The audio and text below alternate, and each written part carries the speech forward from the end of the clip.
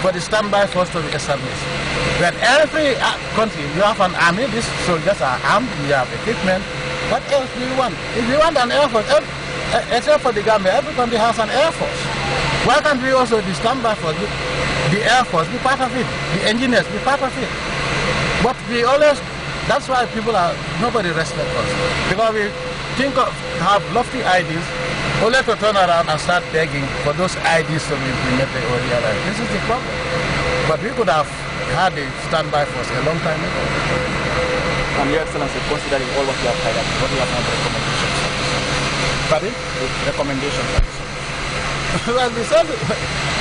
They recommended more summits, and as I said, the people were also expecting France to foot the bill and to keep the standby force, which I think would be a very difficult thing for France alone to do. But anyway, let's see what happens. That's how I began my statement. I said, let us wait and see what is going to happen next. Because if we do not take our own problems seriously, nobody is going to take our problems seriously. Remember also that these wars are financed by foreign powers because of mineral resources. So, if armed robbers, you send armed robbers to to Kanila, for example, and they are stealing my cattle, and I come back to you and say, my friend, why don't you give me weapons to fight the armed robbers? Oh, if you are intelligent, say, oh yes, I will do it. They sit down. When they have taken almost everything, then you send you give me equipment. By the time I'm fighting, all my cattle is gone.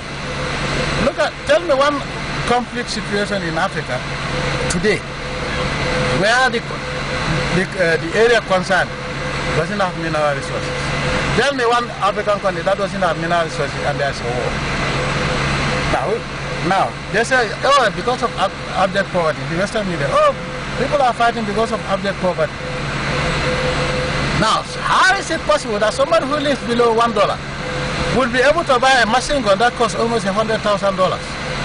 They buy these jeeps and they can wage war for years. Ammunition is very expensive, even too expensive for most states. Now, who is financing them? Now, if poverty is the cause for war, Europe, there are poor countries in Europe. Why can't they go to war? Or anywhere else in the West? President Jammeh there speaking at the Banjul International Airport shortly after his arrival from the LSE Summit in Paris. The ECOWAS 5-day meeting of experts in charge of education and training concluded here on Banjul on Friday. The meeting deliberated on relevant issues regarding the development of education in West Africa. Rahibite reports. Experts meeting on education and training, which is concentrated on equivalence of certificates, e-learning, HIV and AIDS, preventive education, and education of girls, as well as issues regarding vulnerable groups, which are key and timely for the advancement of education in the region. Having dilated on several issues relevant to promoting and setting out mechanisms to enhance the region's education sector, this group of experts have also come out with reports that member countries are expected to approve. Speaking on behalf of the experts, the chair of the 5-day meeting, Madam Sekou Jane Kopik, Deputy Director of Education for All, Minister of National Education and Technical Training, Ivory Coast, added that they have come up with reports and recommendations covering various areas concerning the meeting.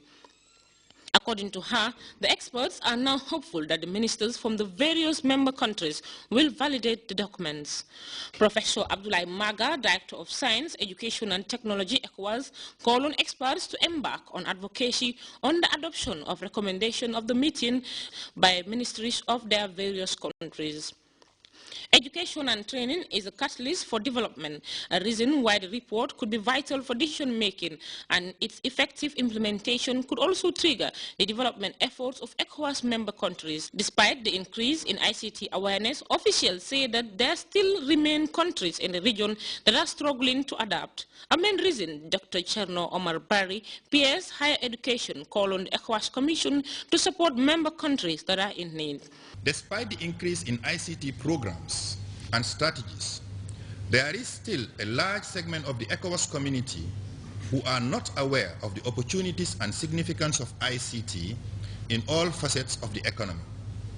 Similarly, the phenomenon of apathy and resistance to change and the low level of funding of e-learning programs are among the bottlenecks that require attention in the ECOWAS region. Reports that are adopted by experts, if validated by ministers of the various countries, can significantly help in the development of the region. Rohi Bite, GRTS News. With news from outside the Gambia after this break.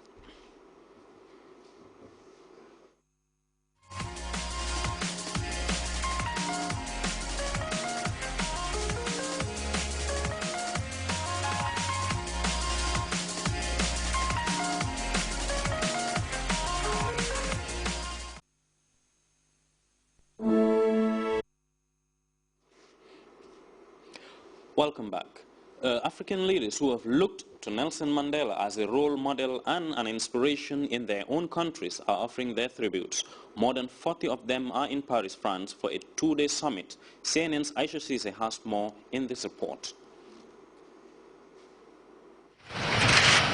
A silent tribute to Nelson Mandela. Leaders of 53 African nations observe a minute of silence for the late South African leader during a summit in Paris, calling his death a loss for the entire continent. Often when we talk about Africa, we talk about AIDS, corruption, civil war. Mandela symbolized another image of Africa. And it's not only a loss for South Africa, it's a loss for all the African countries. In Nigeria, sadness on the streets of Lagos. So many things we miss from him, so many things. He's a leader, He fought for the right of his people. He did a lot for the whole world, not in Africa alone, sir, for the whole world. But the man is, just a great man. In Nairobi, Kenyans also mourn the anti-apartheid hero. A great father of all nations of Africa, and we have lost a great friend. Kifo Mandela. Mandela's death is a very big blow to the whole continent. We will all miss the most cherished of Africa's sons and a true African hero. Many mourners, especially in countries still racked by conflict, say Africa needs more leaders like Mandela. Look at our leaders who take power to enrich themselves, and then they don't want to leave power. They want to pass it on to their offspring. Right now, Africa is in crisis for role models. Mandela was a role model for citizenship and good governance. He represented the freedom spirit of Africa and for the entire world. We ask other leaders in Africa to follow his example so that we can also move forward. While Africa mourns Mandela's loss, it also calls on its leaders to learn from his legacy. Aisha Cisse, CNN, Atlanta. Former U.S. President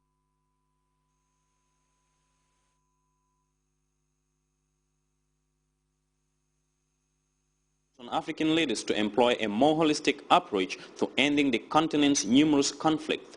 This as he addresses the LAC Summit on Peace and Security in Paris. Regional experts have concluded a 5-day meeting on issues regarding the development of education in West Africa, and African leaders meeting in France for the LAC Summit on Peace and Security have paid their last tributes to Nelson Mandela, who died on Thursday, aged 95. And columns of French armored personnel carriers are roaming the streets of Bangui in a desperate attempt to bring calm to the city after days of vicious clashes between rival groups. That was all in this edition of the news. Thanks for your time and enjoy the rest of our interesting programs.